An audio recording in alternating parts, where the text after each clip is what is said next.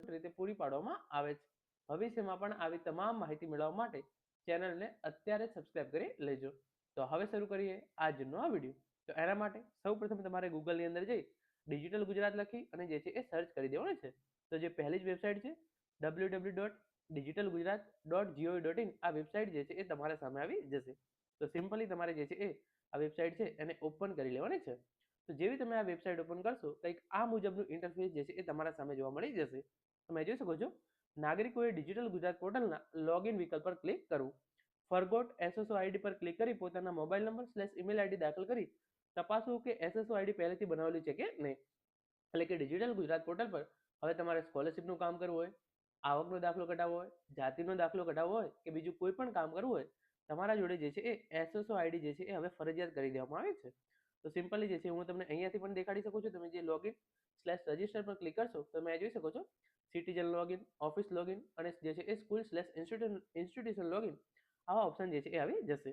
અને આપણે સ્પેસિફિક સ્કોલરશિપની વાત કરીએ તો તમે જોઈ શકો છો સ્કોલરશિપ સર્વિસ જે છે એ નીચે આપેલું છે. એના પર તમે રીડ મોર પર ક્લિક કરશો તો આ મુજબની વેબસાઇટ જે છે એ ખુલી જશે. જેની અંદર તમે જોઈ શકો છો Gujarat state scholarship portal for citizen single sign on system શરૂ કરવા અંગેની જાહેરાત. તો જે પણ વિદ્યાર્થી મિત્રો સ્કોલરશિપનું ફોર્મ ભરવા માંગતા હોય, સ્કોલરશિપનું જે છે એ સ્ટેટસ ચકાસવા માંગતા હોય, એમણે તમામે જે છે એ હવે જે છે એ ફરજિયાત રીતે જે છે એ 20/11/2025 થી એસએસઓ આઈડી દ્વારા જે છે એ લોગિન કરવાનું રહેશે. જે અત્યારના તમારા લોગિન આઈડી અને પાસવર્ડ છે એ હવે કામ કરશે નહીં.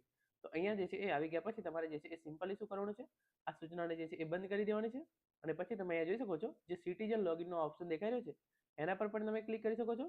અથવા તો સાથે સાથે તમે અહીંયા જે છે એ જે અહીંયા મેઇન વેબસાઇટ પર સિટીઝન લોગિન દેખાય છે એના પર પણ જે છે એ ક્લિક કરી શકો છો.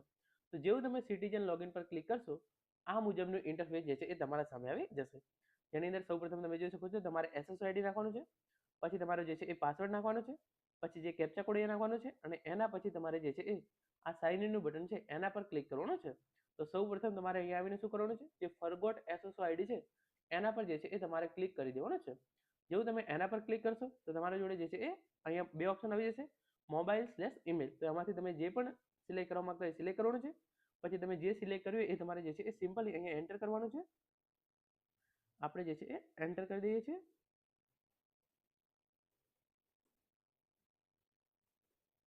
અને પછી જે આ કેપ્ચા કોડ આપવામાં આવેલો છે એ કેપ્ચા કોડ તમારે જો એવો ને એવો જે છે એ તમારે અહીંયા સિમ્પલી જે છે એ નાખી દેવાનો છે. કેપ્ચા કોડ જે છે હું નાખી દઉં છું.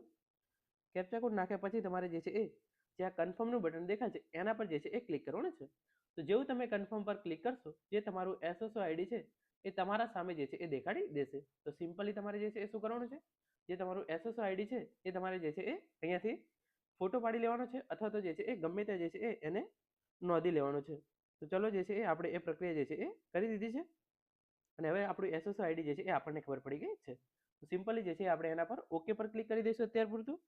અને પછી જે છે એ તમારે ફરીથી જે છે એ લોગિનનું આ બટન છે એ આવી જશે. તમારે તમારું એસએસઓ આઈડી ખબર પડી જાય પછી તમારે જે છે એ નવો પાસવર્ડ જે છે એ સેટ કરવાનો છે. તો એના માટે તમારે જે છે અહીંયા ફરગોટ પાસવર્ડનો ઓપ્શન આપેલો છે એના પર ક્લિક કરવાનું છે. અને એના પર ક્લિક કર્યા પછી ફરીથી મોબાઈલ નંબર કે ઈમેલ આઈડી નાખી પછી તમારું એસએસઓ આઈડી છે એ નાખવાનું છે. પછી તમારે જે છે એ મોબાઈલ નંબર પર એક ઓટીપી આવશે, એ ઓટીપી તમારે જે છે અહીંયા સબમિટ કરવાનું છે. એના પછી તમારે જે છે એ પાસવર્ડ જે છે એ તમે અહીંયાથી રિસેટ કરી શકશો. આટલી વિગત થઈ જાય એના પછી તમારા જોડે તમારું એસએસઓ આઈડી છે એ પણ આવી જશે, તમારો પાસવર્ડ છે એ પણ આવી જશે. પરંતુ જો તમે અહીંયા જે છે એક એસએસઓ આઈડી ફરગોટ પર ક્લિક કરો છો અને તમને તમારું એસએસઓ આઈડી જે છે એ બતાવતા નથી તો તમારે સિમ્પલી શું કરવાનું છે, અહીંયા જે ઓપ્શન જોવા મળી રહ્યો છે sign up for SSO ID, તો તમારે સિમ્પલી જે છે એ એના પર ક્લિક કરવાનું છે. તો જેવું તમે એના પર ક્લિક કરશો આ મુજબનું જે આખું ફોર્મ છે એ તમારા સામે ખુલી જશે. જેની અંદર સૌ પ્રથમ ઓપ્શન તમે જોઈ શકો છો તમારે જે છે એ આ 4 ડોક્યુમેન્ટમાંથી કોઈ એક ડોક્યુમેન્ટની જરૂર પડશે. તમારે ડોક્યુમેન્ટ જે છે એ સિલેક્ટ કરવાનો છે. પછી તમે આધાર કાર્ડ નંબર સિલેક્ટ કર્યો તો આધાર કાર્ડ નંબર જે છે તમારે અહીંયા એન્ટર કરવાનો છે. પછી જે આ કેપ્ચા કોડ નંબર જે છે અહીંયા આપવામાં આવેલો છે એ કેપ્ચા કોડ નંબર તમારે જે છે અહીંયા નાખવાનો છે. અને પછી તમારે જે છે એ સેન્ડ ઓટીપી પર ક્લિક કરવાનું છે. તો જેવું તમે સેન્ડ ઓટીપી પર ક્લિક કરશો પછી તમારા મોબાઈલ જે તમારો મોબાઈલ નંબર આધાર કાર્ડ સાથે લિંક હશે એના ઉપર એક ઓટીપી આવશે અને એના પછી આ તમામ વિગતો જે છે એ તમારી આપોઆપ જે છે એ ભરાઈ જશે. તમારે મોબાઈલ નંબર નાખવાનો છે, મોબાઈલ નંબર પર એક ઓટીપી આવશે એ નાખવાનો છે, ઈમેલ આઈડી નાખવાનો છે, ઈમેલ આઈડી પર એક ઓટીપી આવશે એ તમારે અહીંયા નાખવાનો છે. તમારે પાસવર્ડ જે છે એ સેટ કરવાનો છે અને તમારો જે છે એ પાસવર્ડ કન્ફર્મ કરી આ કેપ્ચા કોડ નાખી અને તમે જે છે એ સબમિટ કરશો તો તમારી જે છે એ એસએસઓ આઈડી છે એ જનરેટ થઈ જશે. એસએસઓ આઈડી તમારે જે છે એ મેસેજની અંદર અથવા તો તમે ત્યાં ફરગોટ એસએસઓ આઈડી કરો અને ત્યાં ના દેખાડે તો તમારે જે છે એ આ પ્રોસેસ કરી અને એસએસઓ આઈડી જે છે એ મેળવી લેવાની રહેશે.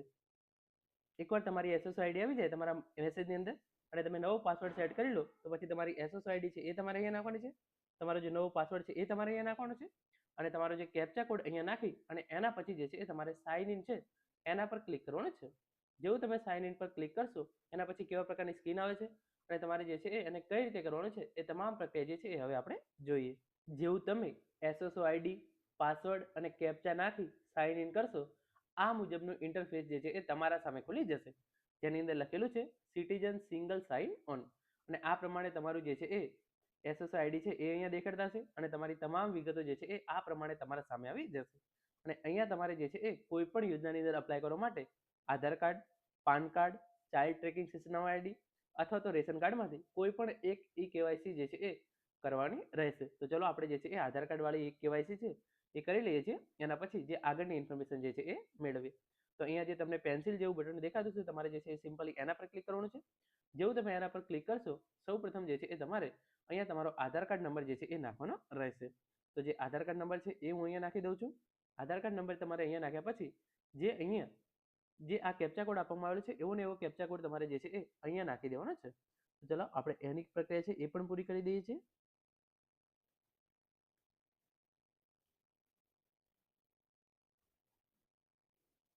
અને પછી સેન્ડ ઓટીપી પર ક્લિક કરવાનું છે.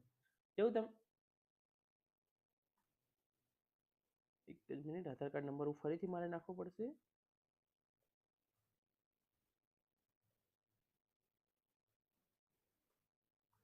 અને ફરીથી કેપ્ચા કોડ છે એ પણ હું નાખી દઉં છું.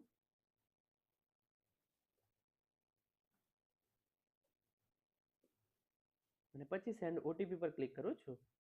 તો જેવું હું સેન્ડ ઓટીપી પર ક્લિક કરીશ એક ઓટીપી જે છે એ મારા આધાર કાર્ડ સાથે જે નંબર લિંક છે એના પર જે છે એ મોકલી આપવામાં આવશે. તો સિમ્પલી તમારે જે છે એ ઓટીપી છે એ તમારે અહીંયા નાખી દેવાનો છે. તો એ ઓટીપી છે જે છે હું અહીંયા નાખી દઉં છું.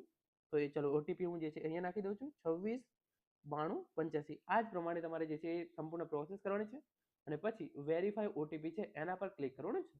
તો જેવું તમે વેરીફાઈ ઓટીપી પર ક્લિક કરશો આ પ્રમાણે જે છે ઓટીપી વેરીફાઈ સક્સેસફુલી આવી જશે અને તમારો ફોટો, તમારું નામ, તમારું એડ્રેસ, તમામ વિગતો જે છે એ તમારા સામે આવી જશે.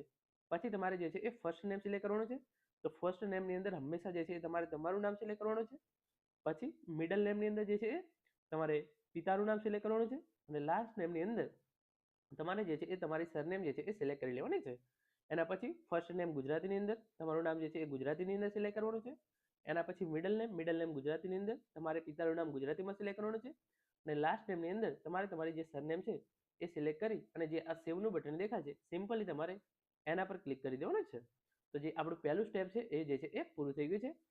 Your Aadhaar KYC is completed. Do you want to reflect your Aadhaar details in your citizen profile. તો એની અંદર સિમ્પલી તમારે જે છે એ યસ પર ક્લિક કરી દેવાનું છે. તો જેવું તમે યસ પર ક્લિક કરશો your Aadhaar details have been successfully updated in your citizen profile. પછી તમારે જે છે એ સિમ્પલી ઓકે પર ક્લિક કરવાનું છે.